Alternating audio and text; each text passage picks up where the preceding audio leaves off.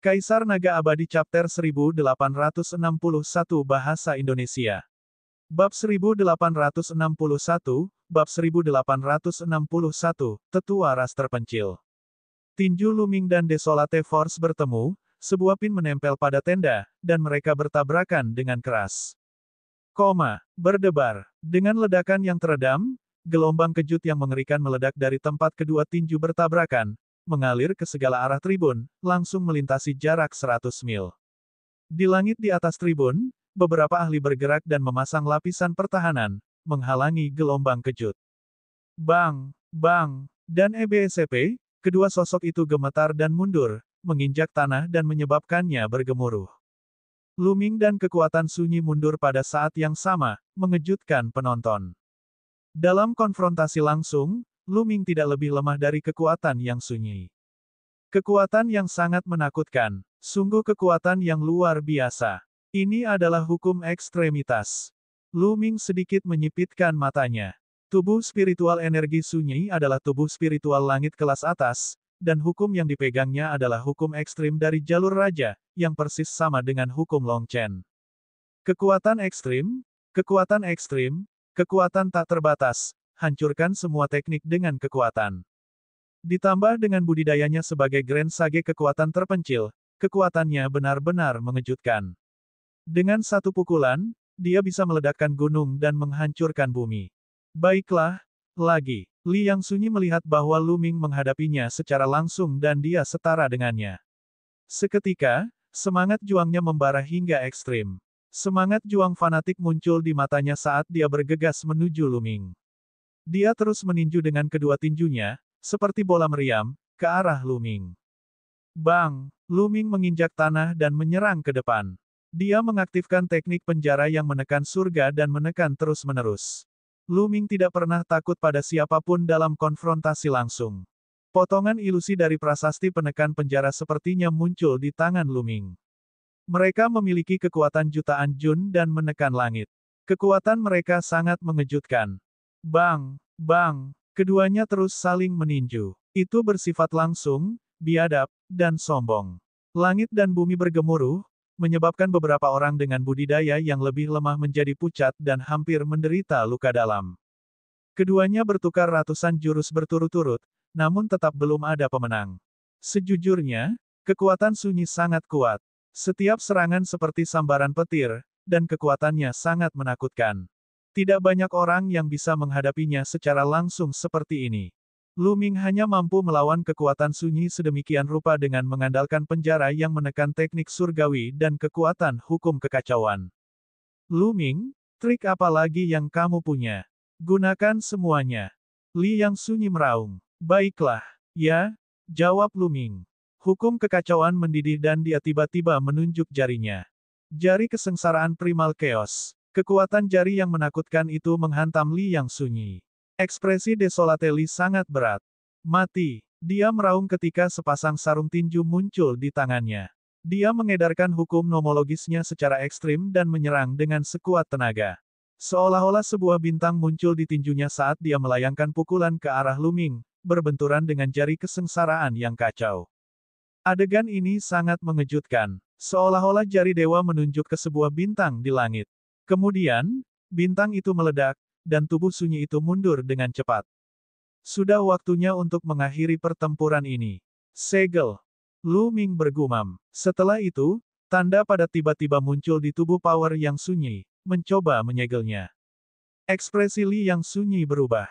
Dia menggunakan seluruh kekuatannya untuk berjuang, tetapi pada saat ini, Luming menunjuk dengan jarinya lagi. Sebuah jari besar menekan Li Yang Sunyi, membuatnya terbang ribuan meter jauhnya. Dia memuntahkan seteguk darah. Luming telah menunjukkan belas kasihan. Kalau tidak, kekuatan sunyi tidak akan semudah terluka. Hahaha, luar biasa, sungguh luar biasa. Luming, aku kalah. Kekuatan sunyi telah hilang, tapi dia tertawa terbahak-bahak dan sepertinya tidak keberatan. Aku hanya punya beberapa trik lagi. Aku mungkin tidak bisa mengalahkanmu dalam tabrakan langsung. Anda membiarkan saya menang. Luming menangkupkan tinjunya dan berkata, tanda seru. Menang adalah menang. Di dalam pertarungan hidup dan mati, siapa yang ingin melawanku secara langsung. Tapi kami akan bertarung lagi di masa depan. Lain kali, saya pasti menang. Mata Desolateli dipenuhi dengan niat bertarung. Baiklah, ayo bertarung lagi jika ada kesempatan. Lu Ming tersenyum. Dia menyadari bahwa ras terpencil ini tidaklah buruk. Semuanya sangat lugas dan tidak memiliki banyak. Ahli ras terpencil itu turun dari langit dan mendarat di depan Lu Ming. Karena kamu telah melewati 2 level dan mengalahkan kekuatan sunyi, tidak ada seorang pun di lingkaran penuh bijak agung yang bisa menandingimu. Anda bebas. Sebuah tanda muncul di tangan ahli ras terpencil dan dia melemparkannya ke Lu Ming. Lu Ming mengambilnya dan memperlihatkan ekspresi gembira. Dia akhirnya bebas. Sekarang, dia bisa mencari kristal berserker di alam liar kuno. Lu Ming, para tetua dari ras terpencil ingin bertemu denganmu. Pada saat itu, ahli ras terpencil itu berbicara lagi. Tetua ras terpencil ingin bertemu denganku. Petik 2. Lu Ming tercengang. Benar, aku butuh bantuanmu. Pakar ras terpencil itu mengangguk. Kalimat ini diucapkan melalui transmisi suara, sehingga tidak ada orang lain yang dapat mendengarnya. Karena senior mengundangku, aku pasti akan bertemu denganmu. Lu Ming menganggukkan kepalanya dan setuju tanpa ragu-ragu. Baiklah, ikut aku. Sunyi, kamu juga. Para ahli ras terpencil terbang menuju langit di atas arena pertarungan kandang. Lu Ming, Desolateli, Qiu Yue dan Bubbles yang berada di tribun mengikuti mereka. Mereka terbang keluar dari arena pertarungan kandang dan menuju utara.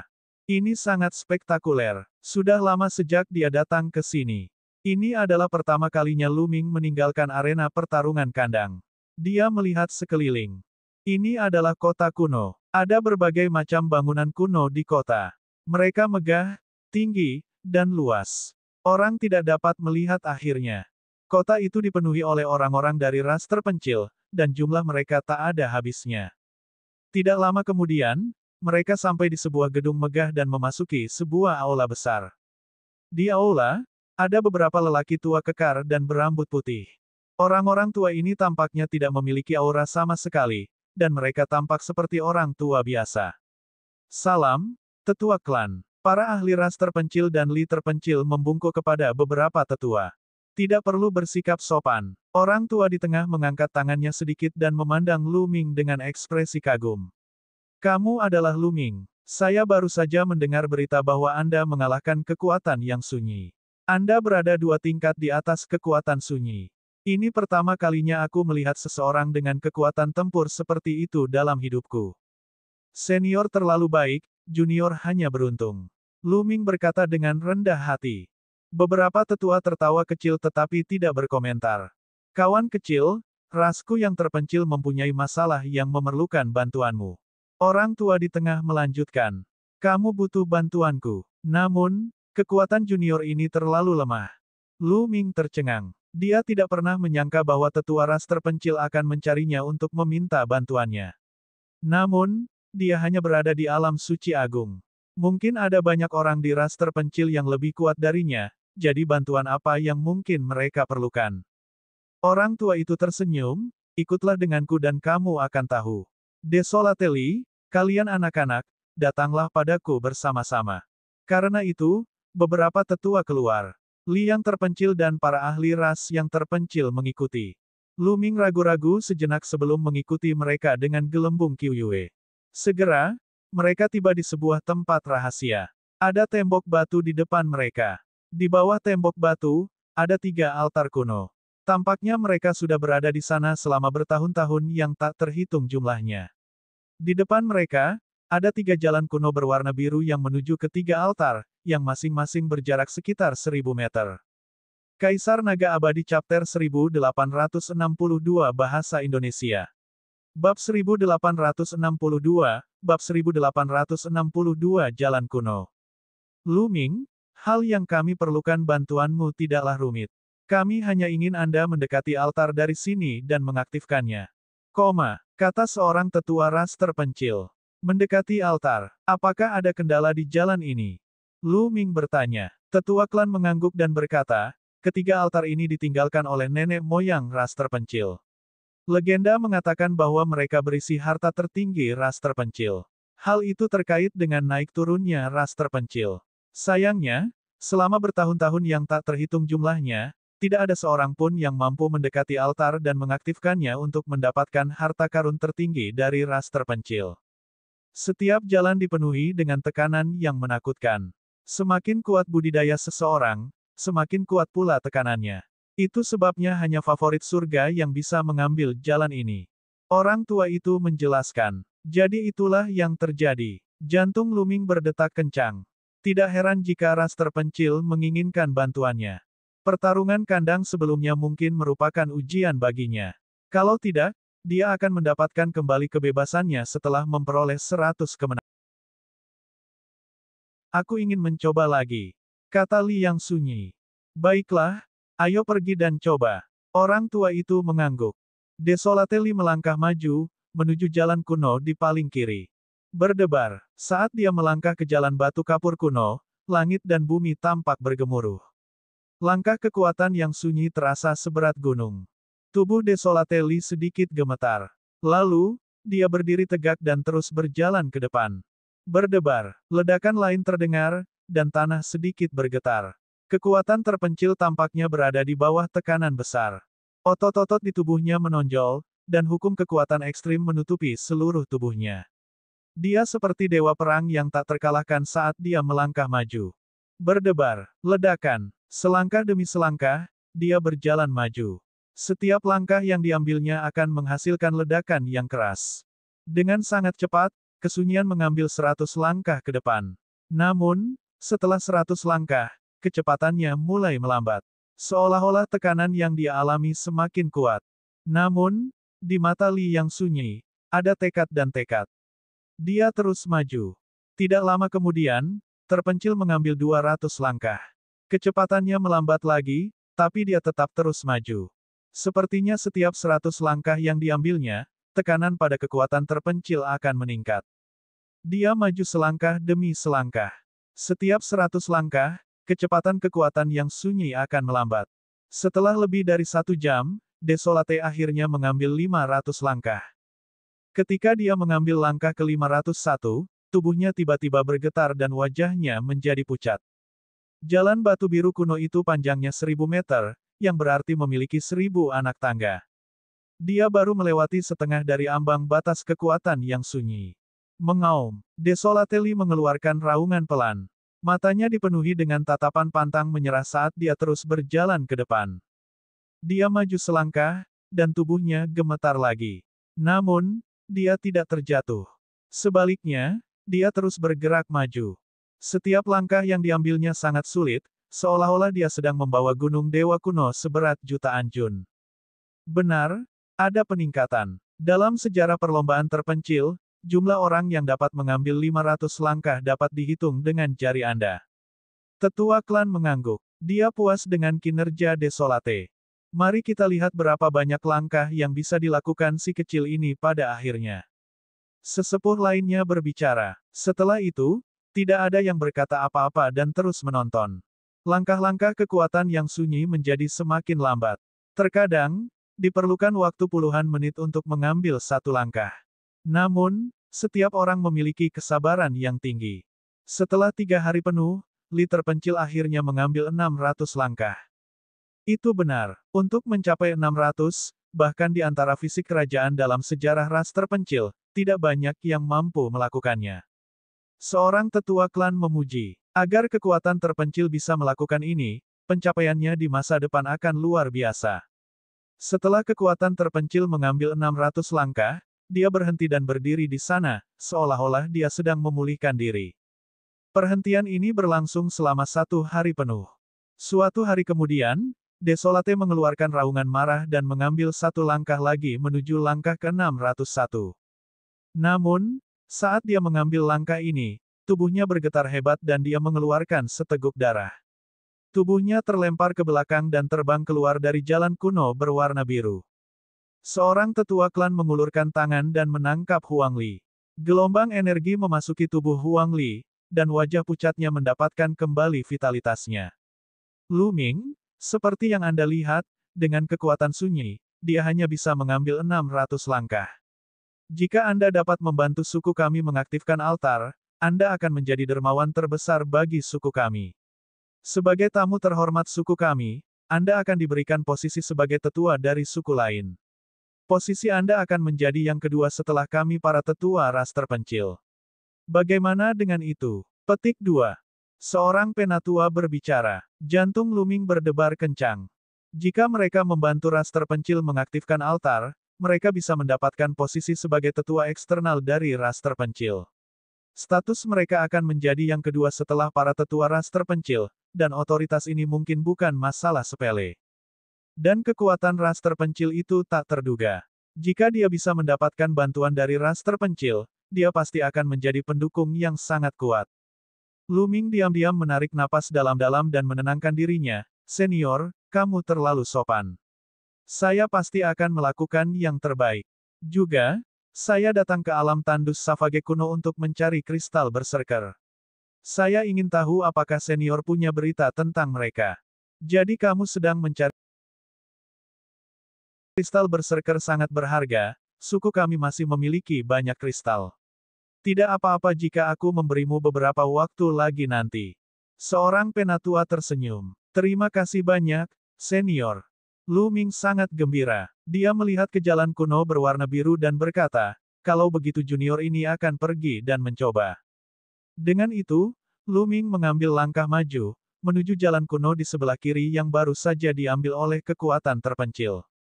Berdebar. Ketika Luming melangkah masuk, dia merasakan kekuatan yang kuat menekannya, membuat tubuhnya sangat berat. Tanah bergetar saat dia melangkah. Namun, meskipun gelombang energi ini kuat, hal itu tidak banyak mempengaruhi Luming. Luming melangkah maju dengan cepat. Berdebar. Ledakan. Tanah terus bergetar. Dalam beberapa napas, Luming telah melewati 100 langkah. Kecepatan yang sangat cepat. Benar saja, anak kekacauan. Mata seorang tetua ras terpencil berbinar. Anak ini lebih kuat dari rata-rata anak dewa. Mungkin memang ada harapan. Tetua klan lainnya mengungkapkan ekspresi penuh harapan. Altar peninggalan nenek moyang mereka sudah terlalu lama disegel. Selama bertahun-tahun, mereka telah mencoba segala cara untuk membukanya, namun mereka tidak pernah mampu melakukannya. Mungkin, masih ada harapan sekarang. Ras mereka yang terpencil, bertahun-tahun yang lalu, adalah faksi paling kuat di dunia. Mereka berada di puncak kekuatan mereka dan para ahli sama seperti awan. Pada akhirnya, mereka bertarung dengan faksi kuat lainnya, mengakibatkan kekalahan dan ahli mereka terbunuh. Karena itu, mereka hanya bisa mengasingkan diri di dunia, bersembunyi di wilayah kuno yang tandus dan tandus. Namun, tidak ada yang pernah mengaktifkan harta peninggalan nenek moyang mereka. Setelah bertahun-tahun, ras terpencil belum pulih ke kejayaannya. Harta karun di 3 altar adalah kesempatan mereka, jadi mereka tentu saja mempedulikannya. Berdebar. Ketika Luming mengambil 100 langkah, dia tidak berhenti sama sekali. Dia mengambil langkah ke 101. Ketika dia mengambil langkah ini, Luming merasakan kekuatan yang lebih kuat menekannya. Namun, otot Luming hanya sedikit gemetar dan dia menahan kekuatan ini sambil terus mengambil langkah maju. 300 langkah pertama tidak banyak mempengaruhi Luming. Dia bergerak maju dengan kecepatan konstan dan hanya dalam 1 menit, dia telah mengambil 300 langkah pertama.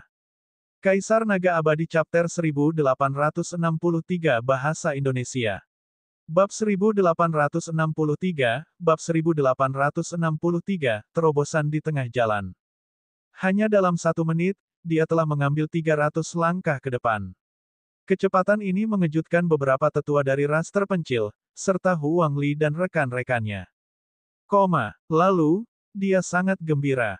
Mungkinkah Luming benar-benar bisa melakukannya? Kecepatan Luming akhirnya melambat setelah 300 langkah. Namun, kecepatannya masih jauh lebih cepat dari sebelumnya. Tidak lama kemudian, Luming mengambil 400 langkah. Setelah 400 langkah, kecepatannya sedikit melambat dan kemudian menjadi 500 langkah. Setelah 500 langkah, dia masih tidak menghentikan Luming. Dia mengambil langkah demi langkah, maju dengan tegas. Ketika Luming mengambil 600 langkah, anggota ras terpencil terkejut. 600 langkah. Sebelumnya, Desolateli hanya mampu mengambil 600 langkah. Desolately adalah elit nomor satu dari ras terpencil.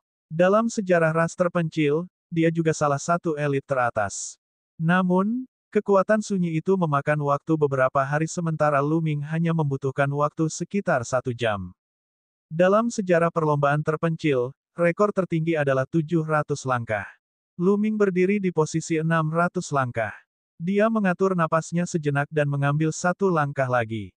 Berdebar, terjadi ledakan dahsyat dan tekanan mengerikan menekan tubuh Luming. Namun, tubuh Luming hanya sedikit gemetar dan dia menahan tekanan tersebut. Kemudian, dia mengambil langkah kedua, langkah ketiga.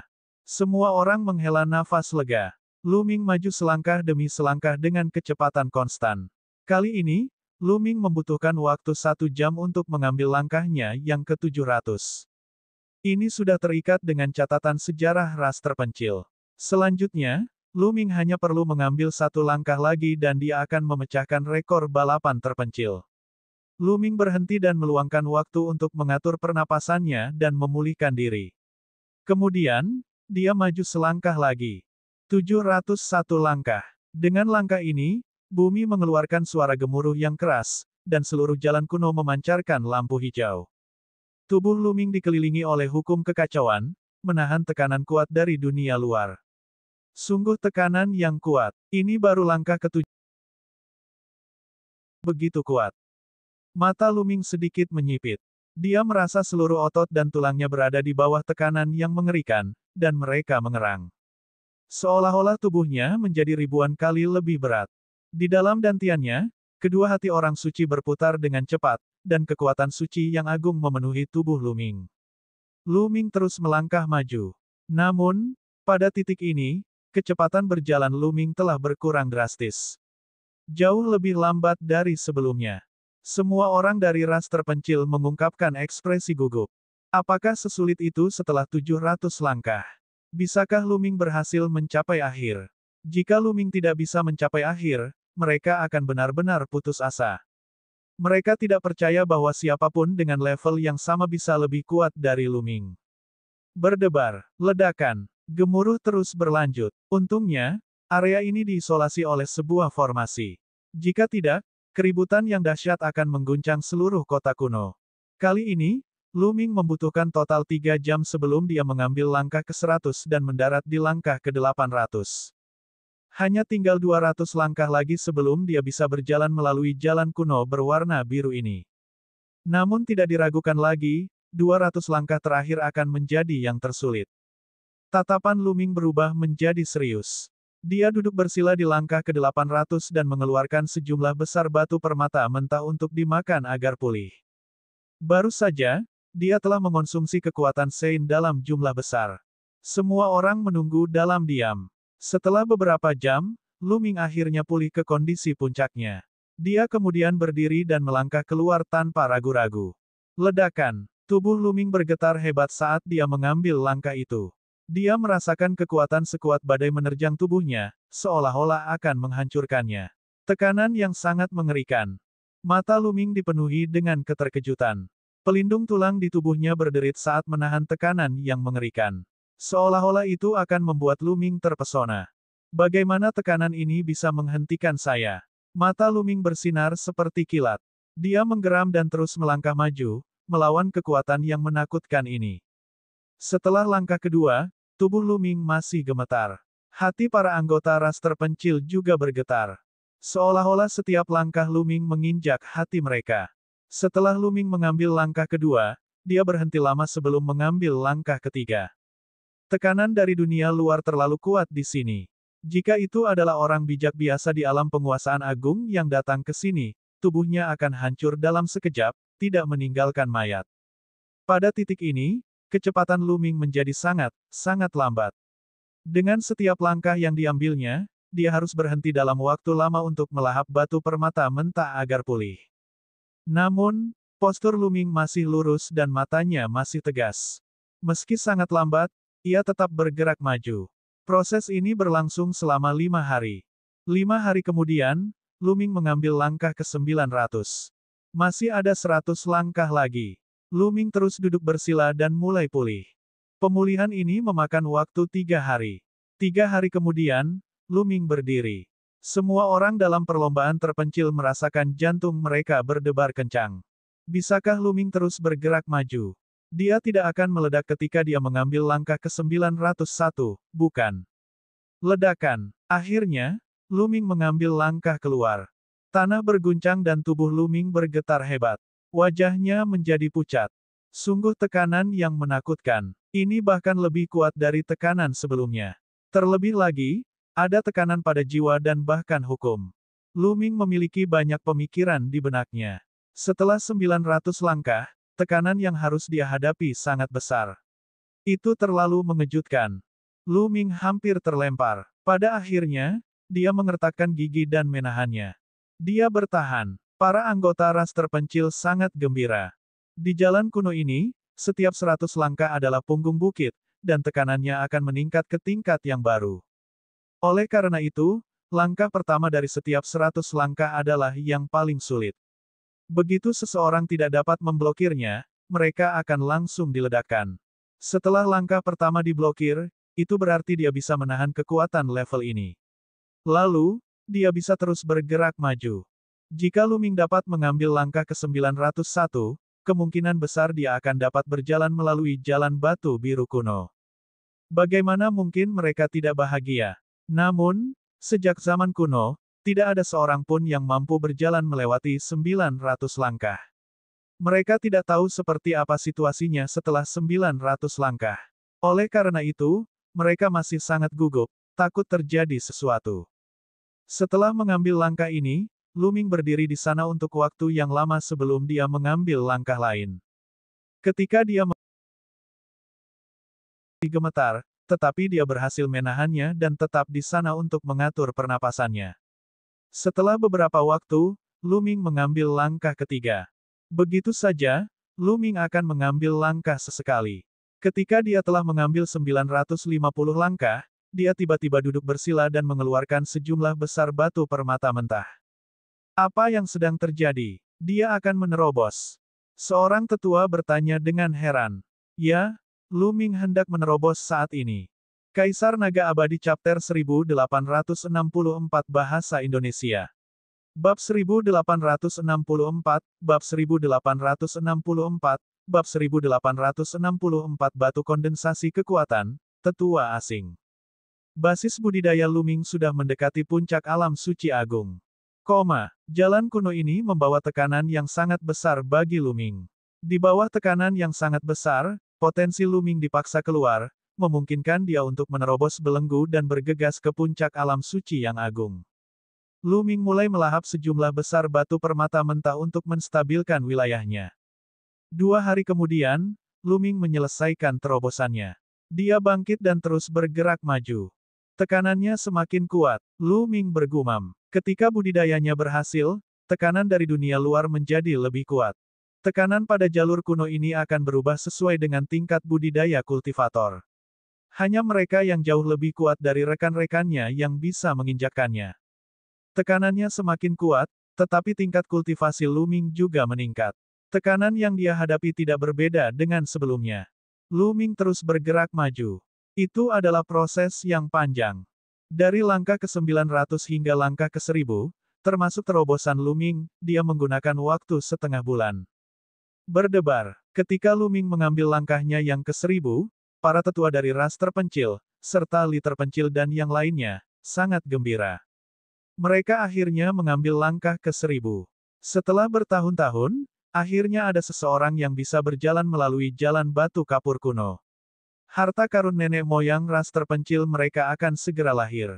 Tekanannya hilang. Ketika Lu Ming mengambil langkahnya yang 1/1000, tekanan eksternal menghilang tanpa jejak. Lu Ming merasa segar dan sangat nyaman. Saya telah membuat beberapa terobosan dalam hukum kekacauan. Jari kesusahan kekacauan seharusnya sudah selesai 61% sekarang. Bibir Lu Ming membentuk senyuman. Perjalanan ini tidak sia-sia. Kemudian, Lu Ming terus berjalan dan sampai di depan altar.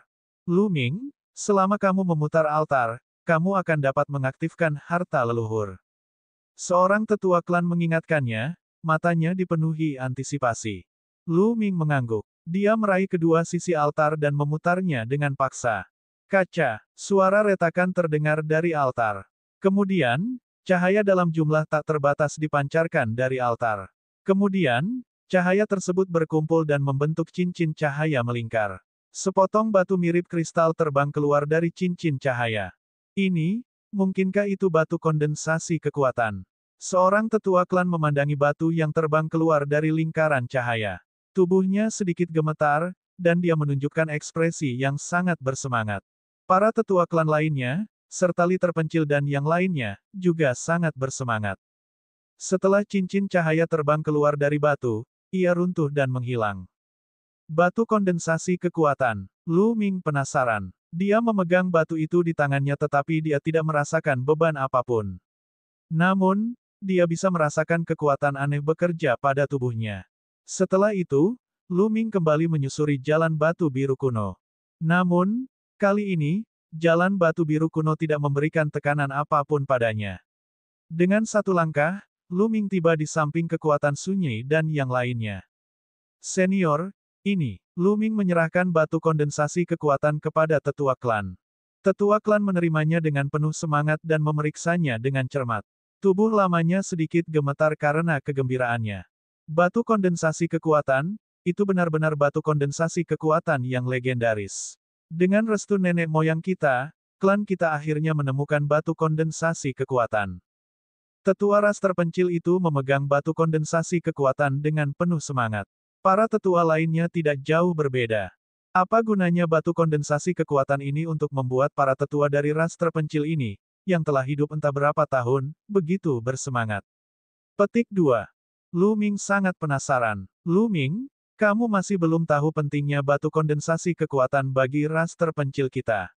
Ini adalah harta karun tertinggi yang memungkinkan ras kita yang terpencil untuk naik ke tampuk kekuasaan. Namun, di tangan orang lain, hal itu tidak ada gunanya. Kata Desolate menjelaskan fungsi batu kondensasi daya. Perlombaan terpencil adalah ras istimewa, dan masing-masing dari mereka memiliki tubuh yang sangat kuat dan kekuatan yang luar biasa. Selain itu, apa yang dikembangkan oleh ras terpencil juga terkait dengan kekuatan. Segala macam teknik bela diri, teknik mistik, dan kekuatan surgawi berhubungan dengan kekuatan. Maksud dan hukum nomologis yang mereka pahami semuanya berkaitan dengan kekuatan. Kebanyakan orang memahami hukum kekuatan. Adapun anggota ras terpencil, jika mereka terkena batu kondensasi kekuatan sejak usia muda, mereka akan dapat meningkatkan fisik mereka. Tubuh mereka akan menjadi lebih kuat, dan kekuatan mereka akan menjadi lebih kuat. Mereka akan dapat memahami hukum kekuatan dengan lebih baik, dan mereka bahkan dapat dengan mudah memahami hukum ekstremitas. Hukum ekstremitas adalah hukum yang berlaku bagi raja. Jika sekelompok elit yang mampu mengendalikan hukum ekstremitas muncul di ras terpencil, betapa menakutkannya hal itu. Setelah Lu Ming mendengar ini, dia terkejut. Tidak heran jika para tetua dari ras terpencil begitu bersemangat. Ini adalah harta karun yang benar-benar dapat membuat ras terpencil bangkit. Lu Ming, ras kita yang terpencil tidak akan pernah melupakan bantuan besar ini. Beberapa tetua dari ras terpencil membungkuk ke arah Lu Ming. Senior, jangan. Lu Ming dengan cepat mundur. Beberapa tetua ras terpencil ini telah hidup selama beberapa tahun yang tidak diketahui. Tingkat kultivasi mereka tidak terduga, jadi bagaimana dia berani menerimanya? Kemudian, Lu Ming mengubah topik pembicaraan dan berkata, "Senior, dua altar lainnya." Pandangan Lu Ming beralih ke dua jalan batu biru kuno lainnya. Kedua altar itu belum bisa dibuka. Jalan batu kapur kuno kedua membutuhkan setidaknya budidaya alam kaisar bela diri untuk diinjak. Saya khawatir yang ketiga membutuhkan kultivasi yang lebih tinggi untuk bisa melangkah. Seorang tetua ras terpencil menjelaskan. Saya setidaknya harus menjadi seorang ahli bela diri untuk bisa masuk. Petik 2. Hati Lu Ming tergerak. Lu Ming, saya harap ketika tingkat kultivasi Anda lebih tinggi di masa depan, Anda dapat membantu ras terpencil saya beberapa kali lagi. Seorang tetua klan berkata dengan sangat sopan. Karena Lu Ming bisa membersihkan jalan kuno pertama, dia bisa membersihkan jalan kuno kedua dan ketiga. Hanya saja tingkat kultivasinya kurang tinggi. Tentu saja, mereka harus membangun hubungan baik dengan Lu Ming. Tentu saja, Lu Ming mengangguk. Ini menguntungkan kedua belah pihak. Itu adalah situasi yang saling menguntungkan. Ras terpencil membutuhkan bantuan Luming, dan jika Luming membutuhkan bantuan di masa depan, dia juga membutuhkan bantuan ras terpencil. Bagi Luming, tidak ada salahnya melakukan hal itu, jadi mengapa dia tidak setuju? Setelah itu, mereka meninggalkan tempat itu dan kembali ke ruang pertemuan perlombaan terpencil. Seorang tetua ras terpencil segera pergi untuk mengambil beberapa kristal berserker dan menyerahkannya kepada Luming. Luming secara alami sangat gembira karena dia telah memperoleh kristal berserker. Pada hari kedua, perlombaan terpencil mengadakan perjamuan besar, yang dirayakan oleh seluruh dunia. Pada saat yang sama, di jamuan makan, ras terpencil menjadikan Luming sebagai tetua dari ras lain. Statusnya berada di urutan kedua setelah pemimpin klan ras terpencil, dan dia memiliki otoritas yang besar. Adapun ras terpencil, semua orang tahu bahwa Luming telah melangkah ke jalan batu kapur kuno dan membantu ras terpencil mendapatkan batu kondensasi kekuatan. Tentu saja, tidak ada yang keberatan dan mereka semua mendukung Luming dengan sepenuh hati. 3 hari kemudian, Luming mengucapkan selamat tinggal pada tetua ras terpencil itu. Sudah beberapa bulan sejak dia datang ke wilayah kuno yang tandus dan tandus. Dia juga mendapatkan kristal buas. Sudah waktunya untuk pergi.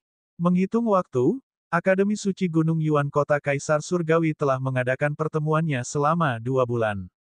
Luming, kami telah memilih beberapa orang jenius dari klan kami. Kami berencana untuk pergi keluar dan berlatih bersamamu. Bagaimana menurutmu? Di aula pertemuan perlombaan yang terpencil, kata seorang tetua. Itu benar. Dari apa yang Anda katakan, ada banyak keajaiban di dunia luar yang memiliki fisik raja. Membiarkan mereka keluar dan mendapatkan pengalaman akan memungkinkan mereka melangkah lebih jauh. Kalau tidak, mereka akan benar-benar berpikir bahwa mereka tak terkalahkan jika mereka tinggal di alam tandus Savage kuno setiap hari. Kata sesepuh eksternal lainnya, wajah Li yang sunyi memerah. Sebelum bertemu Luming, kekuatan Sunyi memang sangat membanggakan. Ia merasa bahwa dirinya adalah pemimpin generasi muda dan tidak terkalahkan. Sejak pertarungan dengan Luming, dia benar-benar kehilangan kesabaran. Oke, tapi saya khawatir kita akan menghadapi bahaya di luar. Kata Luming. Hanya dengan bahaya kita bisa melangkah lebih jauh. Seorang diselesaikan. Kaisar Naga Abadi Chapter 1865 Bahasa Indonesia. Bab 1865, Bab 1865 Kekacauan di Kota Tandus. Tidak lama kemudian, ras terpencil memilih 9 elit muda untuk mengikuti Luming menjelajahi dunia. Kekuasaan yang terpencil dan tanah yang terpencil semuanya ada di dalamnya. Di antara 9 orang tersebut, 5 di antaranya memiliki tubuh spiritual surga tingkat atas. 4 lainnya memiliki tubuh spiritual surga tingkat menengah. Masing-masing dari mereka sangat kuat. Kultivasi mereka berada di puncak Santa Agung atau kesempurnaan Santa Agung. Luming, berapa banyak orang di dunia luar yang tahu tentang pintu masuk ke suaka alam liar? Saat ini, seorang tetua bertanya. Seharusnya tidak banyak, paling banyak sedikit. Luming memberitahunya tentang Hazeng. Ras terpencil belum sepenuhnya terwujud. Oleh karena itu, orang-orang ini tidak boleh dibiarkan hidup. Kilatan tajam muncul di mata salah satu tetua. Aku akan pergi bersama Luming untuk menyingkirkan mereka.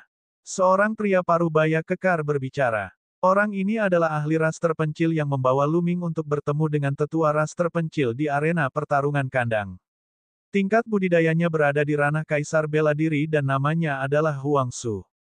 Baiklah, kalian boleh pergi. Para tetua mengangguk. Pintu keluar dari perlombaan terpencil tentu saja bukanlah pintu keluar yang pernah dimasuki Luming dan yang lainnya sebelumnya. Ada pintu keluar lain, tapi kali ini mereka masih berencana keluar dari pintu masuk itu. Semua orang naik ke udara, dan tidak lama kemudian, mereka sampai di pintu keluar. Para ahli ras terpencil membuka pintu keluar, dan pusaran muncul di langit. Semua orang masuk ke pusaran dan menghilang. Saat berikutnya, Luming menyadari bahwa mereka telah muncul di langit di atas danau yang mereka masuki sebelumnya. Dia mengalihkan pandangannya ke sekeliling, tapi tidak ada orang di sekitarnya. Reruntuhan senior, kenapa kamu tidak memasukkan diagram gunung dan sungai saya untuk saat ini? Aku akan pergi ke kota tandus secara diam-diam, agar tidak membuat musuh waspada dan menakuti Ha Zeng dan yang lainnya.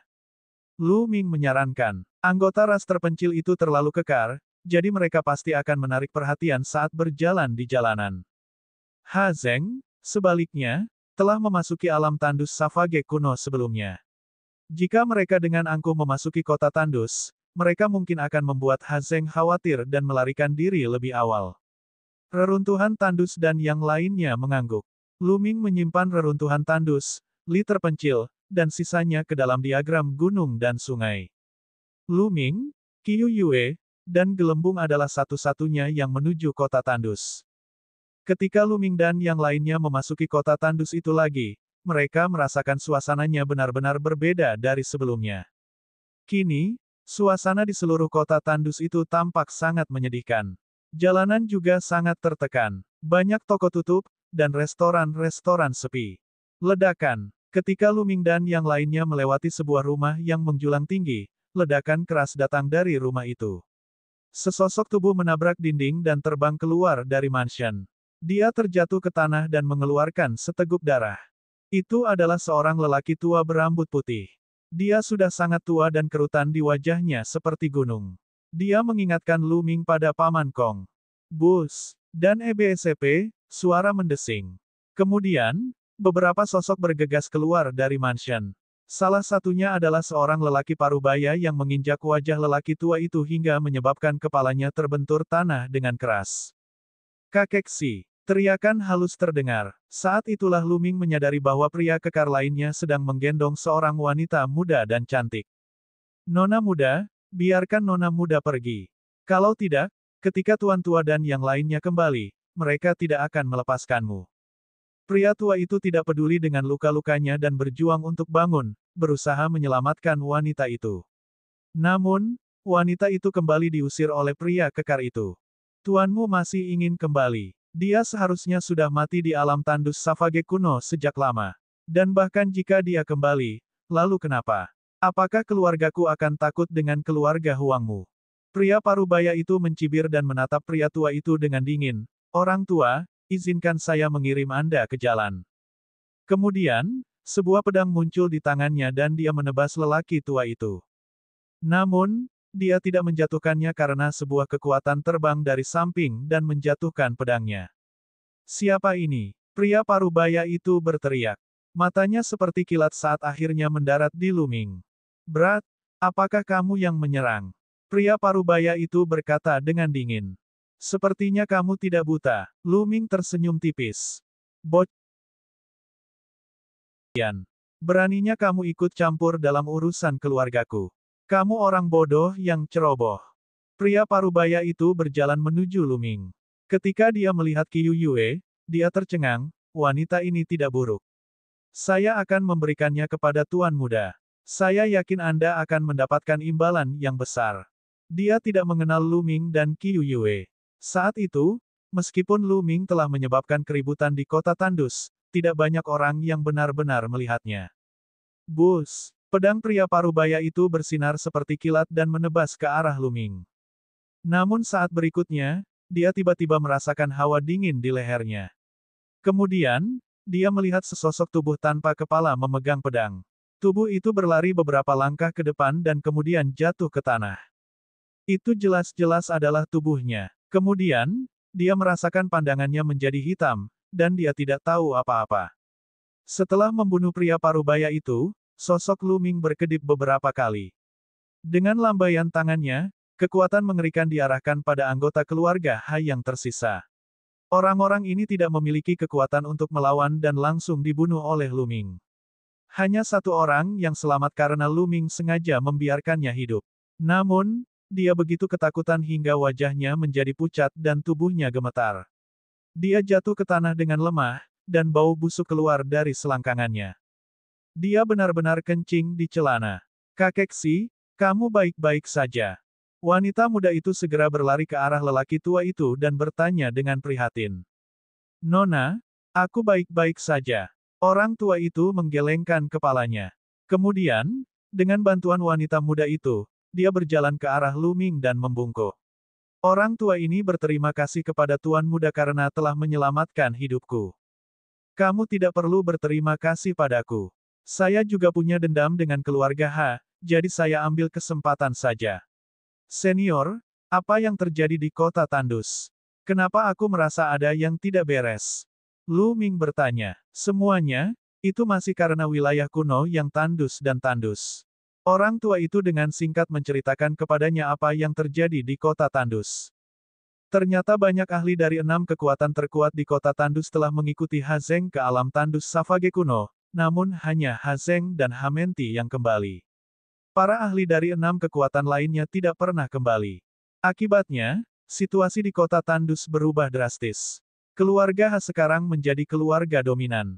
Di masa lalu, meskipun Ha Zeng adalah ahli nomor 1 di kota Tandus dengan budidaya calon kaisar, 6 kekuatan lainnya masih bisa bersaing dengan keluarga Ha jika mereka bergabung. Tapi sekarang, tidak ada yang bisa menolak keluarga Ha. Belum lama ini, keluarga Ha mulai menyapu seluruh kekuatan di kota Tandus. Siapapun yang melawan akan dibunuh tanpa ampun. Sebelumnya, 6 kekuatan besar semuanya telah dimusnahkan oleh keluarga Ha. Pria tua dan wanita muda itu adalah anggota keluarga Huang, salah satu dari 6 kekuatan besar. Wanita muda itu adalah putri dari keluarga Huang. Karena Ha Merte adalah pria yang penuh, dia ingin mengambil putri keluarga Huang dan menjadikannya selirnya. Itulah mengapa ada kejadian seperti itu hari ini. Lu Ming sadar, hampir semua orang dari pasukan lain telah tewas di arena pertarungan kandang di alam Tandus Savage kuno. Tak heran jika kejadian seperti itu terjadi di kota Tandus tersebut. Tuan muda, kamu harus meninggalkan kota Tandus sekarang. Mereka tidak akan melepaskanmu karena membunuh keluarga Ha. Orang tua itu menasihati dengan niat baik. Meninggalkan, saya tidak ingin pergi. Anda harus kembali dan melaporkan ini. Pandangan Lu Ming beralih ke satu-satunya anggota keluarga Ha yang masih hidup. Ah, pria dari keluarga Ha itu tercengang. Lu Ming tidak membunuhnya. Sebaliknya, dia ingin melepaskannya dan membiarkannya kembali untuk melaporkan berita. Apa yang terjadi? Kaisar Naga Abadi Chapter 1866 Bahasa Indonesia. Bab 1866, Bab 1866, Aku akan menunggumu datang dan membunuhmu. Orang tua dan putri keluarga Huang juga tercengang, dan wajah mereka menjadi pucat. Kepala keluarga Ha Zeng, adalah seorang calon kaisar yang ahli. Mereka tidak percaya bahwa Lu Ming dan yang lainnya, yang masih sangat muda, dapat bersaing dengan calon kaisar. Tuan muda, jangan gegabah. Ha Zeng itu adalah. Orang tua itu khawatir dan ingin membujuk Lu Ming. Tidak apa-apa, Lu Ming melambaikan tangannya dan kemudian melihat ke arah anggota keluarga Ha. Dia menegur, masih belum pergi. Kamu mau mati. Pria dari klan Ha sangat ketakutan hingga wajahnya menjadi pucat. Dia berlari menyelamatkan nyawanya dan menghilang dalam sekejap mata. Wajah lelaki tua dan wanita muda keluarga Huang menjadi pucat dan mereka cemas. Bukan, kamu bisa pergi dulu. Lu Ming berkata sambil tersenyum. Kalau begitu berhati-hatilah, Tuan muda. Pada akhirnya, lelaki tua itu tidak berani tinggal di sana. Dia menangkupkan tinjunya ke arah Lu Ming dan pergi bersama wanita muda keluarga Huang, menuju keluar kota Tandus. Lu Ming dan beberapa dari mereka menunggu dengan tenang di sini. Siapa mereka? Mereka membunuh orang-orang keluarga Ha dan masih berani menunggu di sini. Petik 2. Beraninya dia. Dia seperti anak sapi yang baru lahir yang tidak takut pada harimau. Dia mencoba menjadi pahlawan, tapi dia tidak tahu betapa menakutkannya keluarga Ha. Saya akan menyesal ketika para ahli dari keluarga Ha tiba. Banyak orang telah melihat apa yang baru saja terjadi di sini, dan mereka sekarang menonton dari kejauhan dan berdiskusi dengan suara pelan. Saat ini, di halaman keluarga Ha, 2 wanita cantik sedang menunggu palu. Ha Merti merasa sangat baik hingga dia bisa mati. Kedua remaja putri ini adalah putri dari kekuatan besar lainnya.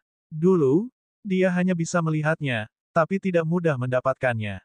Tapi sekarang, mereka semua melayaninya dengan sepenuh hati dan mengizinkannya bermain bersama mereka. Ha Merte sangat bersemangat. Dia tiba-tiba teringat pada Lu Ming. Dia merasa bahwa dia harus berterima kasih kepada Luming. Jika bukan karena Luming, pembangkit tenaga listrik dari kekuatan lain tidak akan memasuki suaka alam liar dan tidak akan pernah kembali. Kota tandus itu akan menjadi wilayah kekuasaan keluarga H. Kapan dia memiliki kehidupan yang begitu baik? Dia telah memutuskan untuk bermain dengan semua wanita cantik di kota tandus itu. Saat dia sedang berfantasi, teriakan keras datang dari luar halaman, Tuan muda, kabar buruk. Wajah Ton menjadi gelap. Dia sudah menginstruksikan agar tidak ada orang yang mengganggunya saat dia melakukan pekerjaannya. Sekarang teriakan di luar telah benar-benar merusak suasana hatinya, dia sangat tidak bahagia. Setelah mengenakan pakaiannya, Ton berjalan keluar halaman dengan wajah muram. Pria parubaya yang dilepaskan Luming sebelumnya berdiri dengan cemas di luar halaman. Apa itu? Kenapa kamu begitu panik? Ton bertanya dengan wajah gelap. Tuan muda, Anda meminta kami untuk menangkap wanita muda keluarga Huang, tetapi seseorang ikut campur dalam urusan kami di tengah jalan dan menyelamatkannya. Mereka bahkan membunuh yang lainnya. Tuan muda, Anda harus membalaskan dendam mereka. Siapa yang berani membunuh orang-orang keluargaku? Niat membunuh yang dingin melintas di mata Hamerte. Saat ini, keluarga telah mendominasi kota tandus, dan tidak ada yang berani melanggar perintah mereka. Namun, seseorang punya nyali untuk membunuh salah satu anggota keluarga H, sungguh mengejutkan. Itu adalah seorang pria muda dan seorang wanita muda dengan seorang gadis kecil. Pria parubaya itu menggambarkan penampilan Luming dan yang lainnya. Apa itu mereka? Bagaimana mungkin? Pupil mata Ton menyusut saat dia berteriak tak percaya. Saat dia mendengarnya, dia tahu bahwa itu adalah Luming, Qiu Yue, dan Gelembung. Namun, bukankah Luming dan yang lainnya memasuki alam kuno yang tandus dan tandus bersama mereka? Kenapa dia keluar? Mungkinkah Luming dan yang lainnya telah melarikan diri dari alam kuno tandus yang buas setelah dia dan Ha Zeng melarikan diri? Hammerti berpikir itu sangat mungkin. Saat itu, kelompok Luming tidak terlalu jauh dari pintu keluar alam tandus Savage kuno. Kemungkinan besar setelah mereka melarikan diri, kelompok Luming mengikuti mereka. Kamu cukup beruntung. Tapi karena kamu sudah melarikan diri, kamu harus mencari tempat untuk bersembunyi. Kamu sebenarnya berani ikut campur dalam urusan keluargaku. Anda benar-benar mendekati kematian. Niat membunuh di mata Ton semakin kuat. Saat itu, dia diberi pelajaran yang menyedihkan oleh Luming. Belakangan, Luming bahkan memanfaatkannya untuk mengancam ayahnya. Dia telah kehilangan muka. Bagaimana mungkin dia tidak membalas dendam atas permusuhan yang begitu besar? Awalnya, dia mengira Luming dan yang lainnya telah mati di suaka alam liar. Dia tidak menyangka Luming dan yang lainnya tidak mati. Mereka bahkan berani keluar dan merusak rencananya. Bukankah mereka mencari kematiannya sendiri? Tuan muda, haruskah kita melaporkan hal ini kepada Tuan? Kata pria paruh baya itu. Tidak dibutuhkan. Ayah terluka dan baru pulih baru-baru ini. Tidak perlu mengganggunya untuk masalah sekecil itu. Aku akan mencari beberapa orang tua. Setelah mengatakan itu, Hammerti melangkah keluar. Luming dan yang lainnya masih berada di luar rumah keluarga Huang. Di kejauhan, semakin banyak orang yang menonton. Tiba-tiba, mata Luming berbinar. Dia melihat ke depan dan bergumam, mereka di sini. Bus. Beberapa seberkas cahaya melintas di langit dan terbang dengan kecepatan yang mencengangkan. Seberkas cahaya surut dan 5 atau 6 sosok muncul. Yang memimpin adalah Palu. Di sampingnya ada beberapa lelaki tua, masing-masing memancarkan aura menakutkan. 2 di lingkaran besar alam suci absolut dan 3 di puncak alam suci absolut. Formasi yang menakutkan. Saya tidak percaya Ton mengerahkan formasi sekuat itu. Siapakah pemuda dan pemudi itu? Seseorang berseru di kejauhan. Para orang suci absolut di lingkaran besar dan puncak alam orang suci absolut jelas merupakan eksistensi teratas di kota tandus. Mereka adalah penguasa suatu wilayah. Namun, banyak dari mereka yang dimobilisasi secara tiba-tiba hanya untuk seorang pria dan wanita muda. Haha, ada jalan ke surga, tapi kamu menolaknya. Tidak ada pintu ke neraka, tapi Anda ada di sini. Nak, aku akan membuatmu sengsara hari ini. Saat Ton melihat Luming, dia tertawa terbahak-bahak. Matanya bersinar dengan cahaya dingin, terutama saat dia melihat ke arah Qiu Yue. Matanya menyala-nyala karena gairah. Tentu saja dia tidak berani gegabah. Dia mengikuti di samping orang suci absolut yang berada pada tahap kesempurnaan. Dia tidak akan pernah melupakan bagaimana Lu Ming dan yang lainnya menjatuhkan Ha Zeng dengan cara yang aneh di depannya. Hehe, benarkah begitu? Tahukah kamu kenapa aku masih di sini? Lu Ming tersenyum tipis. Oh, mungkinkah dia sedang menungguku? Kata Hamerte. Setidaknya kamu punya otak. Lumayan, aku akan menunggumu membunuhmu. Kata Lu Ming. Haha, bunuh aku. Nak, kamu memang punya kekuatan tempur, tapi kali ini aku datang dengan persiapan. Mari kita lihat bagaimana kamu akan membunuhku. Serang dan lumpuhkan mereka. Dengan kalimat terakhir, Ton memberi perintah kepada para tetua. Membunuh, membunuh. Beberapa tetua meledak dengan niat membunuh yang dingin. Sebanyak 4 tetua keluar. Salah satunya berada di alam suci absolut yang sempurna, dan 3 lainnya berada di puncak alam suci absolut. Barisan ini lebih dari cukup untuk membunuh Lu Ming dan yang lainnya. Aura menakutkan dari 4 pembangkit tenaga listrik menghantam Lu Ming dan yang lainnya, menutup lingkungan sekitar karena takut Lu Ming dan yang lainnya akan melarikan diri.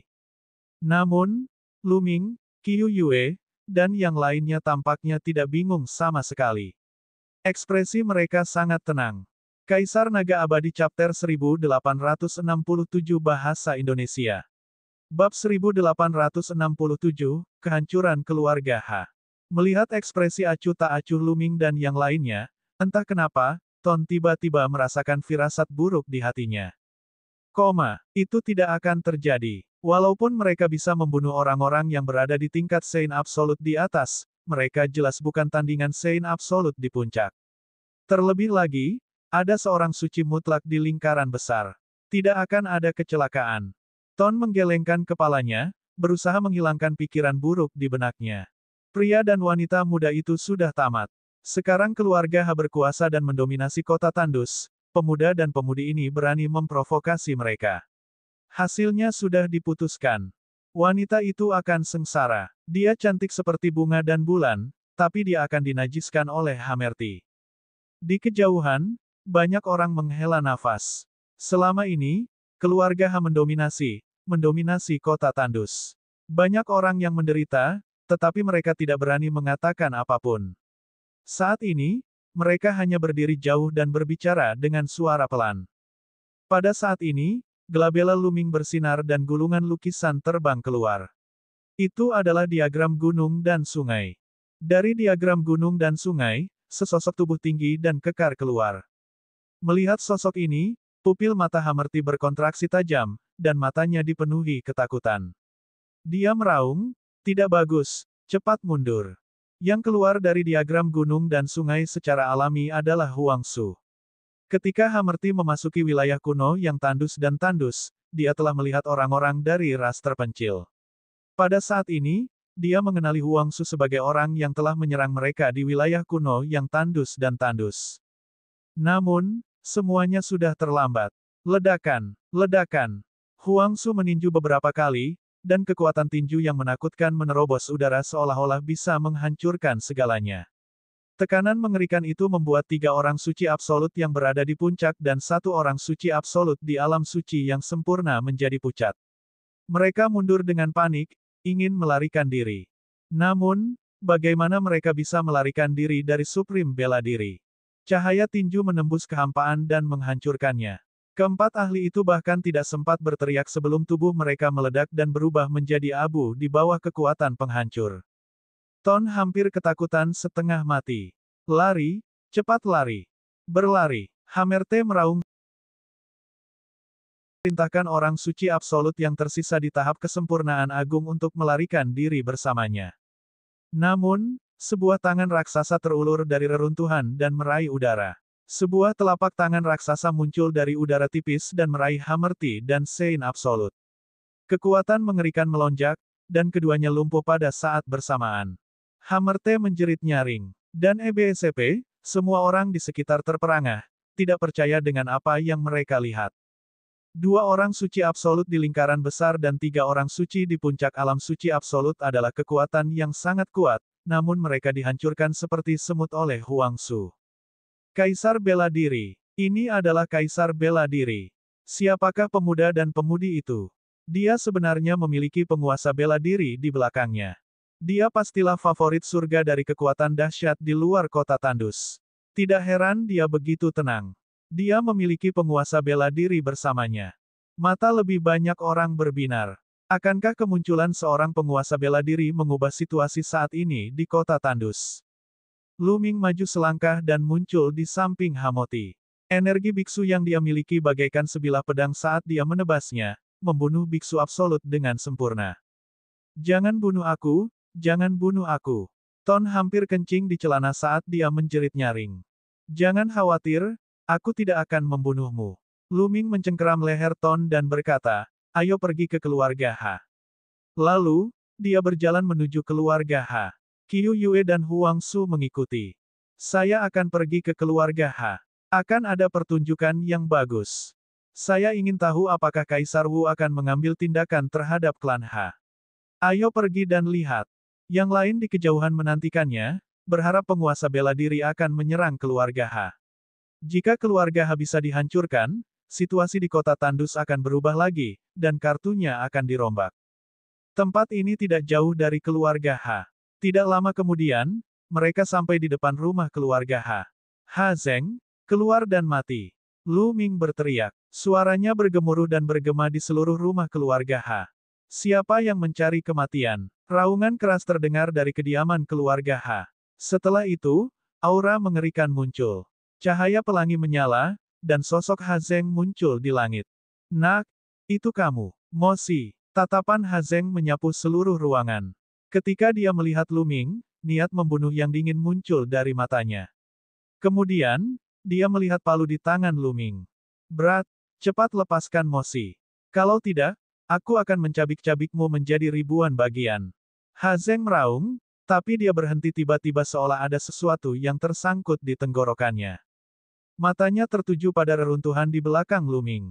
Dia tidak menyadari reruntuhan itu sebelumnya, tapi sekarang setelah dia melihatnya, matanya dipenuhi ketakutan. Bus! Saat berikutnya, Ha Zeng berbalik dan lari, tidak peduli sama sekali tentang palu. Kamu ingin melarikan diri di depanku. Suara dingin Huang Su terdengar saat dia melangkah maju. Kemudian, di atas rumah keluarga Ha, sebuah kaki besar terbentuk, seperti kaki dewa, menutupi seluruh keluarga Ha. Ha Zeng seperti perahu kecil di tengah badai, yang akan hancur kapan saja. Mati, dia meraung. Sungai hukum mengelilinginya, dan dia meledak dengan seluruh kekuatannya, mencoba keluar dari jangkauan kaki raksasa itu. Namun, semuanya sia-sia. Kaki raksasa itu menginjak ke bawah, dan Ha Zeng memekik darah. Tubuhnya hancur berkeping-keping sebelum berubah menjadi abu dan menghilang ke udara. Calon kaisar meninggal begitu saja. Penguasa bela diri terlalu kuat. Siapapun yang berada di bawah wilayah kedaulatan bela diri seperti seekor semut di depan penguasa bela diri. Mereka bahkan tidak bisa melawan penguasa bela diri, bahkan calon kaisar pun tidak. Setelah membunuh Ha Zeng, kaki raksasa itu tidak berhenti dan terus menginjak. Sinar cahaya keluar dari rumah keluarga Ha, mencoba melarikan diri. Namun, di bawah kaki raksasa itu semua hanyalah angan-angan. Satu demi satu sosok meledak di udara dan mati di tempat. Ledakan. Saat kaki raksasa itu melangkah ke dalam rumah klan Ha, rumah besar itu meledak dan berubah menjadi debu. Seluruh klan Ha terhapus dari dunia.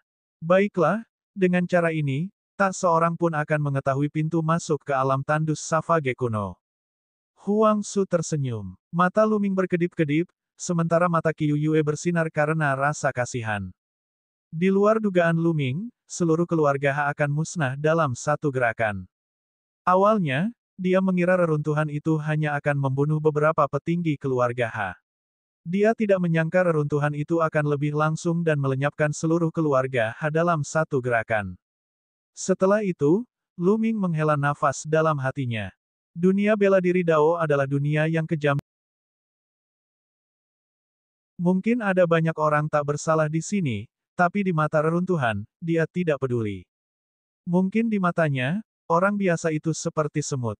Jika bukan karena bakatnya, yang membuatnya mendapatkan perhatian dari ras terpencil, dan juga sangat membantu mereka, dia mungkin akan menjadi seekor semut di mata reruntuhan terpencil. Di dunia seperti itu, Lu Ming hanya bisa membuat dirinya lebih kuat agar dia tidak diperlakukan sebagai semut oleh orang lain dan dihancurkan sesuka hati. Ayo pergi. Lu Ming menghela nafas dalam hatinya dan berbalik untuk pergi. Pada hari ini, penguasa kota Tandus, keluarga Ha, dimusnahkan. Pada hari ini, dikabarkan bahwa Hamerti telah menyinggung makhluk kesayangan surga yang tiada taranya yang seharusnya tidak tersinggung.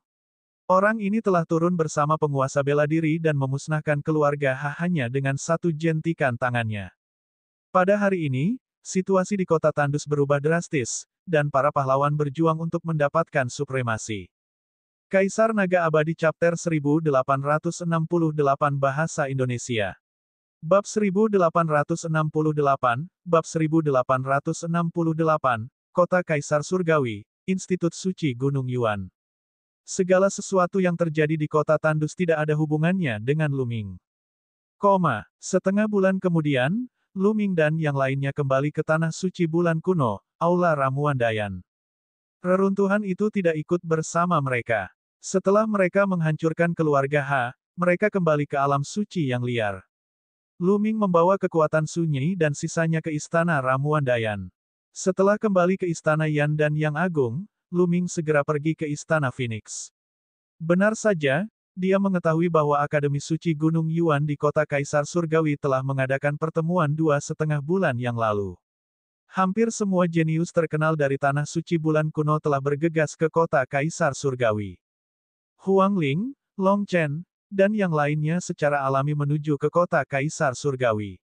Tanpa persaingan dari generasi muda, Tanah Suci Bulan Kuno menjadi sunyi. Namun, bisa dibayangkan betapa semarak dan intensnya kota Kaisar Surgawi.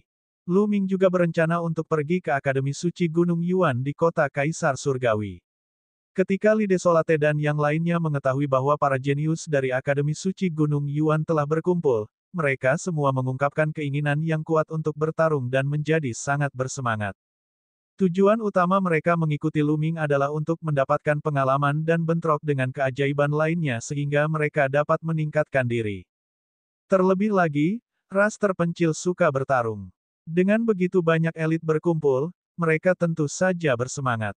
Lu Ming dan yang lainnya tidak membuang waktu. Pada hari ketiga mereka kembali ke Istana Dayan Elixir, mereka menuju ke Istana Phoenix dan membawa susunan teleportasi ke kota Kaisar Surgawi. Adapun Ouyang Moli, Lu Ming memintanya untuk tinggal di Aula Ramuan Dayan dan berkultivasi bersama Paman Kong. Budidaya Sueningsin juga telah menembus alam suci yang cerah setelah periode budidaya ini. Lu Ming membawa Sueningsin bersamanya ke kota Kaisar Surgawi. Kota Kaisar Surgawi terletak di area tengah Gunung Yuan. Itu adalah puncak dari 9 tanah suci Gunung Yuan. Legenda mengatakan bahwa itu dibangun oleh ahli Kaisar Surgawi yang tak tertandingi, dan kondisi budidayanya unik. Namun, dikatakan bahwa ahli Kaisar Surgawi telah lama jatuh. Setelah itu, banyak pahlawan yang memperebutkan kekuasaan di kota Kaisar Surgawi. Sekarang, wilayah tersebut diduduki oleh banyak kekuatan yang kuat, dan mereka telah berkembang menjadi kekuatan yang sangat kuat. Di 8 penjuru kota Kaisar Surgawi, ada 8 kota satelit. Jika kekuatan dari wilayah lain di Gunung Yuan ingin mencapai kota Kaisar Surgawi, mereka hanya dapat berteleportasi ke salah satu dari 8 kota satelit. Lu Ming dan yang lainnya diteleportasi ke kota satelit di wilayah paling selatan dan kemudian terbang ke kota Kaisar Surgawi. Dari kejauhan terlihat kota besar di hadapan mereka, penuh aura megah. Ketika mereka mendekati kota Kaisar Surgawi, mereka merasakan tekanan mengerikan menyebar, seolah-olah ada eksistensi tertinggi yang tinggal di kota Kaisar Surgawi. Ketika mereka berjalan ke kota Kaisar Surgawi, yang menarik perhatian mereka adalah bangunan kuno yang telah dilestarikan untuk jangka waktu yang tidak diketahui. Mereka menanyakan lokasi Institut Suci Gunung Yuan. Sekarang, semua orang di kota Kaisar Surgawi tahu tentang Akademi Suci Gunung Yuan. Diciptakan oleh beberapa kaisar, seluruh Gunung Yuan dipenuhi oleh orang-orang jenius dan menarik perhatian banyak orang. Mereka dengan mudah menemukan lokasi Akademi Suci Gunung Yuan dan menuju ke sana. Kota Kaisar Langit sangatlah luas dan tak terbatas. Itu hanya sebuah kota, tapi luas permukaannya jauh lebih besar dari cagar alam bulan kuno. Mereka menghabiskan banyak waktu sebelum akhirnya Di gerbang yang tinggi dan megah, ada 4 kata, Akademi Suci Gunung Yuan. Berhenti. Apa yang kamu lakukan di sini? Seorang pria parubaya menghalangi jalan Lu Ming dan yang lainnya. Senior, kami di sini untuk bergabung dengan Akademi Suci Gunung Yuan. Lu Ming menangkupkan tinjunya dan menjelaskan tujuan kunjungannya ke pria parubaya itu. Kamu baru datang untuk bergabung dengan Akademi Suci Gunung Yuan sekarang. Akademi Suci Gunung Yuan telah mengadakan pertemuan ini selama 2 bulan. Apakah kamu tidak tahu? Wajah pria parubaya itu menjadi gelap. Senior, kami tertunda karena ada urusan penting yang harus diselesaikan. Segera setelah kami selesai, kami bergegas. Tolong buatkan pengecualian untuk kami. Lu Ming berkata dengan sopan. Bukan tidak mungkin untuk membuat pengecualian. Kaisar Agung telah memberi perintah agar mereka yang datang terlambat juga bisa masuk Akademi Suci. Namun, persyaratannya lebih tinggi. Tunjukkan basis kultivasi Anda dan biarkan saya melihatnya. Kata pria parubaya itu. Baiklah, Lu Ming dan yang lainnya mengangguk. Setelah itu, aura mereka menyebar dari tubuh mereka. Alam bijak yang hebat. Apa? Begitu banyak orang suci yang agung. Pria parubaya merasakannya dan ekspresinya berubah. Kelompok Lu Ming yang terdiri lebih dari selusin orang hampir semuanya berada di tahap orang suci terkemuka, dan mereka semua berada di puncak tahap orang suci terkemuka atau lebih tinggi.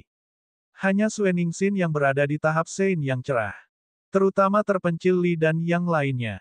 Semuanya kekar, dan bahkan yang terpendek pun tingginya lebih dari 2 meter. Dari faksi manakah mereka berasal? Setelah menarik napas dalam-dalam, pria parubaya itu akhirnya tenang dan berkata, saya adalah guru Akademi Suci Gunung Yuan. Izinkan saya memberitahu Anda, syarat minimum untuk bergabung dengan Akademi Suci Gunung Yuan adalah mencapai alam suci yang cerah. Tubuh rohani Anda juga harus merupakan tubuh rohani surgawi. Jadi, saya harus memeriksa tubuh rohani Anda. Ikuti aku. Setelah mengatakan itu, pria parubaya itu berjalan ke area dalam Institut Suci Gunung Yuan, diikuti oleh Lu Ming dan yang lainnya. Setelah berjalan ke Akademi Suci Gunung Yuan, orang dapat melihat bahwa ada banyak gunung suci yang megah di kedalaman Akademi Suci, yang menjulang tinggi hingga ke awan. Di Gunung Dewa, ada berbagai macam bangunan dan istana. Ada juga berbagai bangunan yang dibangun di atas tanah datar. Meskipun setiap inci tanah di kota Kaisar Surgawi sangat berharga dan pembangkit tenaga listrik biasa tidak dapat tinggal di dalamnya, Akademi Suci Gunung Yuan didirikan bersama oleh beberapa kaisar besar dan secara alami menempati wilayah yang luas. Tidak ada yang berani mengucapkan sepatah kata pun. Segera, mereka tiba di sebuah aula besar. Di tengah aula, ada sebuah tablet batu yang tampak seperti kristal. Prasasti kristal ini dibuat oleh Kaisar Agung. Ia dapat mendeteksi tingkat tubuh roh. Kalian semua, berjalanlah ke prasasti kristal. Saya punya cara untuk mengetahui tingkat tubuh roh Anda. Kata pria parubaya itu. Aku pergi dulu. Ini adalah pertama kalinya Li yang terpencil meninggalkan wilayah suci liar, jadi dia sangat ingin tahu tentang segalanya. Dia orang pertama yang melangkah maju, berjalan menuju prasasti kristal. Prasasti kristal itu segera mulai bersinar, menyelimuti kekuatan sunyi. Kemudian, prasasti kristal itu memancarkan cahaya aneh. Tubuh spiritual surgawi tingkat tinggi. Pria parubaya itu sedikit terkejut. Lalu, sebuah buku muncul di tangannya dan dia berkata, siapa namamu? Saya perlu mendaftarkan informasi Anda.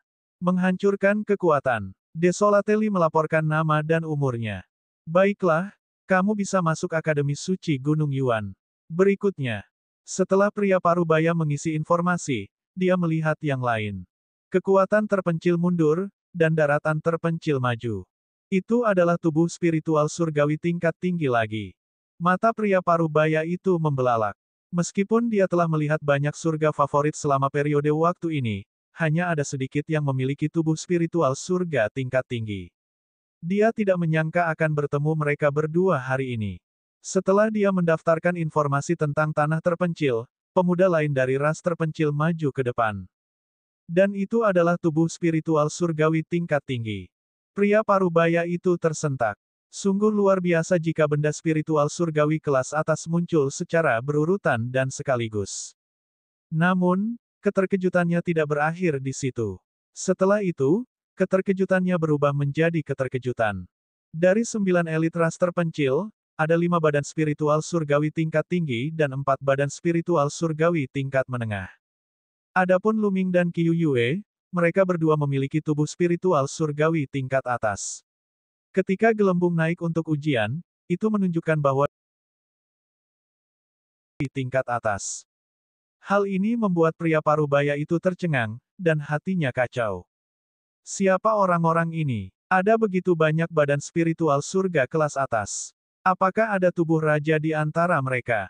Ketika orang-orang ini tumbuh dewasa, mereka akan menjadi luar biasa. Kaisar Naga Abadi Chapter 1869 Bahasa Indonesia.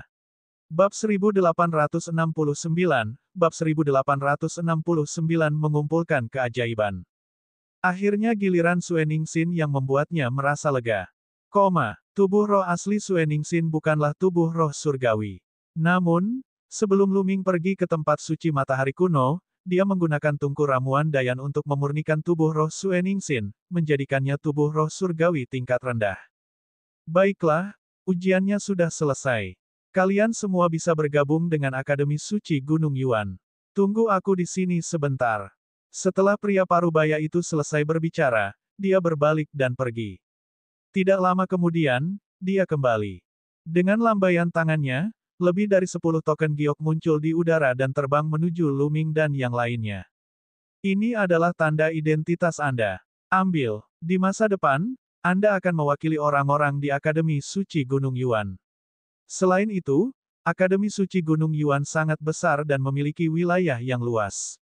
Oleh karena itu, Anda bisa memilih tempat tinggal sesuka hati. Selama tidak ada orang yang tinggal di puncak gunung yang Anda lihat sebelumnya, Anda bisa memilih. Kata pria parubaya itu. Terima kasih banyak, Guru. Lu Ming dan kelompoknya menerimanya dan menangkupkan tangan mereka untuk mengungkapkan rasa terima kasih mereka. Ada satu hal lagi yang ingin saya ingatkan kepada kalian semua. Di Akademi Suci Gunung Yuan, kalian semua tidak bisa bertarung, tetapi kalian tidak bisa membunuh. Anda tidak bisa melumpuhkan budidaya lawan Anda. Sisanya terserah Anda semua. Pria parubaya itu memperingatkan. Lu Ming dan yang lainnya mengangguk. Para jenius yang bergabung dengan Akademi Suci Gunung Yuan semuanya adalah para jenius puncak dari seluruh dunia. Paling tidak, mereka semua memiliki tubuh spiritual surgawi dan potensi menjadi raja. Jika tidak ada batasan dalam membunuh, dengan begitu banyak orang jenius yang saling bentrok, kerugiannya akan sangat besar. Namun, tidak ada batasan dalam pertempuran. Hal ini dapat memotivasi banyak orang jenius dan memberi mereka tekanan, memaksa mereka untuk berkembang. Baiklah, kalian boleh pergi. Pria parubaya itu melambaikan tangannya. Lu Ming dan yang lainnya pamit dan meninggalkan tempat itu. Kemudian, Lu Ming mengeluarkan jimat giok transmisi suaranya dan mengirimkan transmisi suara ke Long Chen dan Huang Ling. Tidak lama kemudian, beberapa sosok muncul. Itu adalah Huang Ling dan Long Chen. Ada juga beberapa wajah yang dikenalnya Mu Qingsui dan Kamu Dongfang dari Sekte Dewa Petir. Lu Ming, saudara Lu. Beberapa dari mereka menyapa Lu Ming dan yang lainnya. Lu Ming, kamu akhirnya sampai di sini. Siapa mereka? Huang Ling tersenyum sambil memandang Huang Li dan yang lainnya dengan ekspresi terkejut. Di mana kalian tinggal? Kita bisa bicara sambil berjalan. Kata Lu Ming. Beberapa kenalan kami tinggal di puncak gunung yang sama. 11 membawamu ke sana. Kata Huang Ling. Segera, kelompok itu menuju ke kedalaman Akademi Suci Gunung Yuan. Tidak lama kemudian, mereka sampai di puncak gunung. Di puncak gunung ini terdapat banyak halaman. Ketika Lu Ming dan yang lainnya tiba, banyak sosok terbang keluar. Orang-orang ini semuanya jenius dari Istana Phoenix, Sekte Gajah Dewa, dan Sekte Mu Qingsui. Mereka memiliki hubungan yang baik dan semuanya tinggal di puncak gunung ini. Semua orang menyapa Lu Ming dan yang lainnya. Kemudian, mereka mendarat di sebuah halaman. Lu Ming juga memperkenalkan kekuatan Sunyi dan yang lainnya. Tentu saja, Lu Ming tidak menyebutkan bahwa Li Desolate dan yang lainnya berasal dari ras Desolate. Bagaimanapun juga, ras terpencil belum terbentuk. Anda juga mengendalikan hukum batas ekstrim. Huang Li memandang Long Chen, matanya dipenuhi keinginan kuat untuk bertarung.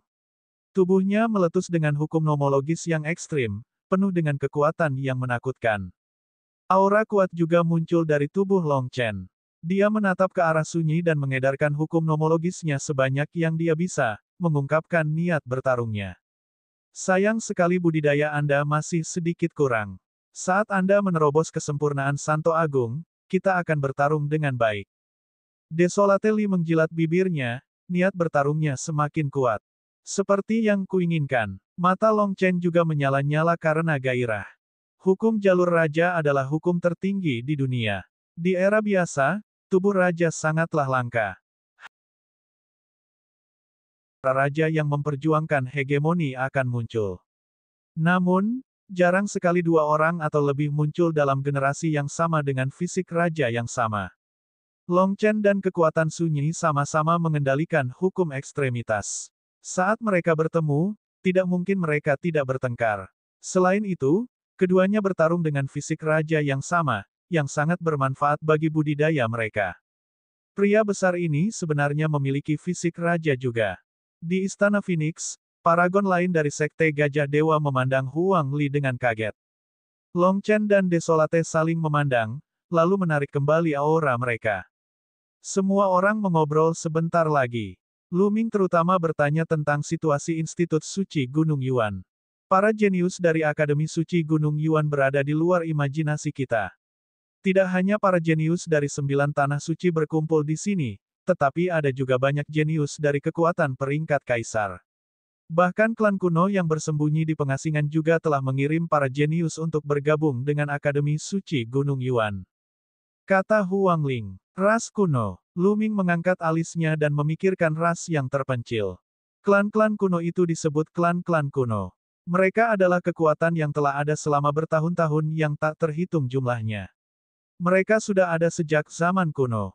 Banyak dari mereka tidak berada di 9 tanah suci, tetapi di dunia kecil mereka sendiri. Mereka memiliki fondasi yang sangat dalam, dan tidak ada yang tahu seberapa kuat mereka. Aku tidak tahu kenapa, tapi kali ini, banyak jenius dari klan kuno muncul. Bakat dan kekuatan mereka semuanya sangat mengejutkan, dan fisik raja mereka cukup banyak. Kata Huang Ling. Ras kuno. Niat bertarung di mata Huang Li, Huang Yuan, dan rekan-rekannya menjadi semakin kuat. Sepertinya Akademi Suci Gunung Yuan ini benar-benar tempat berkumpulnya. Semua jenius dari 9 tanah suci telah berkumpul di sini. Bahkan ada seorang jenius dari ras kuno. Menarik. Mata Lu Ming dipenuhi dengan semangat juang. Feng Ling, Long Chen, keluar dari sini. Saat ini, suara gemuruh keras datang dari luar. Itu Molang dan yang lainnya. Wajah Feng Ling, Long Chen, dan yang lainnya berubah jelek. Sial, orang-orang ini benar-benar tidak mau menyerah. Seseorang menggeram. Feng Ling, Long Chen, keluar dari sini. Suara itu terdengar lagi. Lu Ming, silakan duduk. Aku akan menyelesaikannya. Long Chen melangkah keluar dari halaman. Aku akan pergi juga. Roh Phoenix mengikutinya keluar. Beberapa tokoh teladan dari Istana Phoenix dan Sekte Gajah Dewa juga mengikuti. Mata Lu Ming berkedip. Dia tidak bangun. Sebaliknya, ia menyebarkan kesadaran spiritualnya dan melihat segala sesuatu yang terjadi di luar.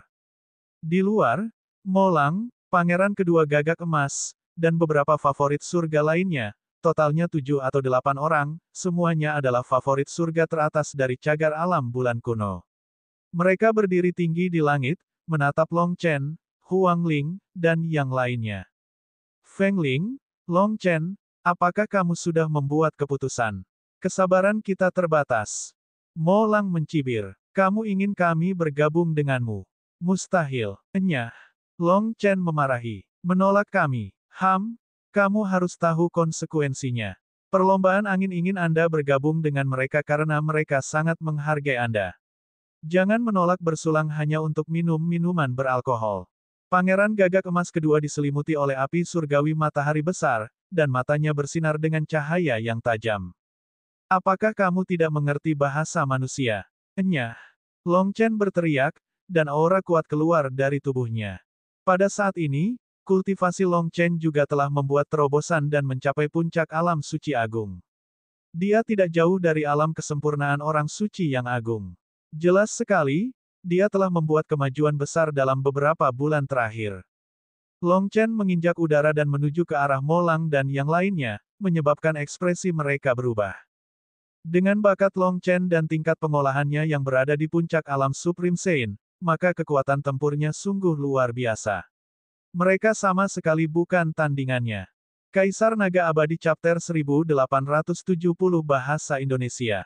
Bab 1870, Putra Mahkota Gagak Emas. Pada saat ini, teriakan Phoenix terdengar. Seluruh tubuh Huang Ling bermandikan api yang tidak dapat binasa. Seekor Phoenix menjerit panjang dan membubung ke langit. Kultivasi Huang Ling mirip dengan Long Chen. Dia juga telah mencapai puncak Supreme Saint. Di Istana Phoenix, paragon lain dari Sekte Gajah Surgawi juga melepaskan aura mereka dan menatap Molang dan yang lainnya dengan mata tidak bersahabat. Ekspresi Molang dan yang lainnya berubah lagi, dan tanpa sadar mereka mundur. Jangan berpikir bahwa Anda dapat bersaing dengan favorit surga perlombaan angin dengan budidaya Anda. Anda mengalami delusi. Tunggu saja. Ayo pergi. Pangeran Gagak Emas kedua berkata dengan dingin dan pergi bersama Molang dan yang lainnya. Huang Ling dan Long Chen saling memandang dan melihat kekhawatiran di mata masing-masing. Setelah itu, mereka kembali ke halaman. Feng Ling, Long Chen, apa yang terjadi? Apa latar belakang perlombaan angin? Lu Ming bertanya. Klan angin adalah klan kuno. Tempat di mana mereka tinggal dalam pengasingan sebenarnya adalah tanah suci bulan kuno. Beberapa waktu yang lalu, klan angin muncul, dan para jenius mereka keluar untuk bergabung dengan Akademi Saint Gunung Yuan. Paragon perlombaan angin sangatlah sombong. Mereka ingin membangun kekuatan di Akademi Suci Gunung Yuan dan membuat semua teladan lain di Tanah Suci Bulan Kuno bergabung dengan mereka. Misalnya, paragon dari Serigala Hitam, Sekte Ekstrim Ungu, dan ras Gagak Emas semuanya telah bergabung dengan kubu perlombaan angin. Kami adalah satu-satunya yang tidak bergabung dengan Tanah Suci Bulan Kuno. Huang Ling menjelaskan, mereka terlalu tirani. Awalnya kebebasan kita untuk ikut atau tidak. Namun, perlombaan angin mengumumkan bahwa jika kita tidak bergabung, kita tidak akan bisa tinggal di Akademi Suci Gunung Yuan. Ekspresi Mu Qingsui sangat jelek. Perlombaan angin. Tanah Suci Gu Yue sebenarnya memiliki ras kuno yang hidup dalam pengasingan. Mata Lu Ming bersinar dengan kilatan tajam. Bagaimana kekuatan favorit surga perlombaan angin? Lu Ming bertanya. Ras angin favorit surga terkuat disebut Wu Fengchen. Dia memiliki tubuh raja dan tubuh spiritual surga tingkat tinggi. Dia mampu mengendalikan hukum angin penghancur dan telah lama menerobos ke alam suci absolut. Dia adalah salah satu favorit surga terkuat di Akademi Suci Gunung Yuan. Kata Huang Ling, tubuh Saint King yang mutlak. Tidak heran dia begitu sombong. Lu Ming sedikit mengernyit. Tubuh rajanya telah mencapai alam Saint absolut, jadi kekuatan tempurnya benar-benar menakutkan. Pada saat ini, seruan tajam terdengar di langit jauh. Sinar cahaya keemasan terbang menuju tempat Lu Ming dan yang lainnya tinggal dengan kecepatan yang menakutkan. Itu adalah gagak emas berkaki 3. Saat ia melebarkan sayapnya, panjangnya setidaknya 100 meter. Seluruh tubuhnya bermandikan api surgawi matahari besar, seperti matahari. Itu adalah putra mahkota gagak emas. Dia mungkin akan berurusan dengan Feng Ling, Long Chen, dan yang lainnya. Perlombaan angin ingin menyatukan para jenius di Tanah Suci Bulan Kuno. Mereka jelas memperhatikan bakat Feng Ling dan Long Chen. Meski bakat mereka tinggi, namun budidaya mereka masih rendah. Saya khawatir mereka tidak akan mampu melawan mereka.